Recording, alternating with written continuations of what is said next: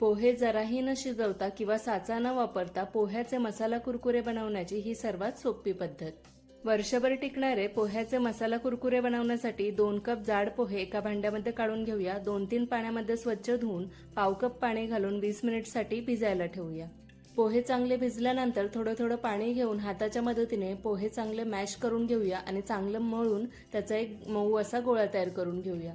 त्यानंतर 3 ते 4 हिरव्या मिरचीचा ठेचा, 1 चमचा तीळ, 1 छोटा चमचा ओवा, 1 छोटा चमचा खायचा सोडा किंवा पापड खार, चवीनुसार मीठ आणि रंगासाठी काश्मीरी मिरची पावडर घालून पुन्हा हे मिश्रण छान मळून घेऊया।